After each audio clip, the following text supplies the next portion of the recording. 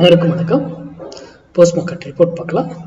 Like intraday levels காலையில் pre market அனலைஸில் எந்த strike இப்படி இருந்தால் என்ன நடப்பதற்கான வாய்ப்புகள் இருக்குது அப்படிங்கிறது மார்க்கெட் ஓப்பன் ஆகிறதுக்கு முன்னாடியே நம்ம கொடுத்துருந்தோம். அது என்ன நடந்திருக்கு அப்படிங்கிறத பார்க்கலாம். இது முழுக்க முழுக்க மேத்தமெட்டிக்ஸ், கணக்கு.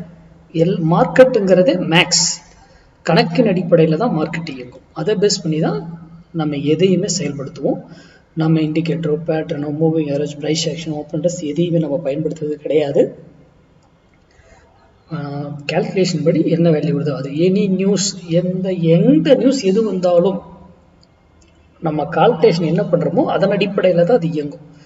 ஏன்னா இந்த கால்குலேஷனில் மாறாமல் வேற எந்த ஒரு இதுலேயுமே மாற்றங்கள் நிகழாது அப்படிங்கிறது நீங்கள் எல்லாம் அதை சார்ந்து உங்களுடைய ப்ராக்டிஸை பண்ணுங்க. இல்லை நீங்கள் கிளாஸ் எங்கேயாவது வெளியில் போய் கற்றுக்குறீங்கன்னா அவங்கக்கிட்ட இந்த மாதிரி மெத்தட் இருக்கிறவங்களை தேடி போய் கிளாஸ் கற்றுக்கோங்க.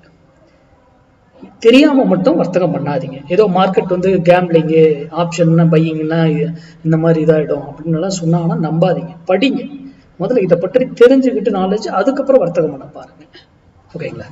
சரி, இன்னைக்கு நம்ம என்ன சொல்லியிருந்தோம்னா 24,300 கால் 88 ரூபீஸ்க்கு கீழே பிலோல இருந்தா நிஃப்டி டவுன் சைடு, கீழே இருந்தா எபோ 88 ரூபீஸ்க்கு மேல இருந்தா நிஃப்டி அப் சைடு அப்படின்னு சொல்லியிருந்தோம். கரெக்டுங்களா?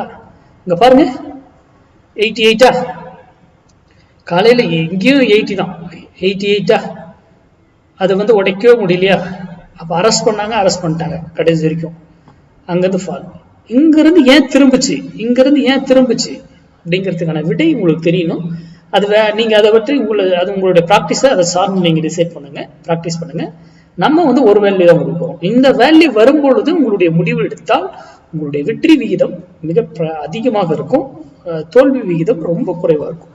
ஓகேங்களா? எகைன் இங்கிறது போது எகைன் மறுபடியும் 88ல அதை அரெஸ்ட் பண்றாங்க. இதெல்லாம் ட்ராப், நிறைய ட்ராப் வைப்பாங்க நம்மள ஐடென்டிஃபை பண்ண. அதெல்லாம் எப்படி கண்டுபிடிக்கணும், ஃபால்ஸா பிரேக் அவுட் பண்றதெல்லாம் எப்படி நம்ம ஃபைண்ட் அவுட் பண்ணி கண்டுபிடிக்கலாம் அப்படிங்கிறதெல்லாம் இருக்கு. ஏன்னா ஒரு ஸ்ட்ரைக்குக்கு ஒரு வேல்யூ கிடையாது, பல வேல்யூகள் இருக்கு. அது இந்த வேல்யூக்கு மேலதான் இருக்கா கீழே தான் இருக்கான்றத மேட்ச் பண்றதுக்கெல்லாம் மேக்ஸ் தான், கணக்கின் அடிப்படையில் நம்ம கண்டுபிடிப்போம்.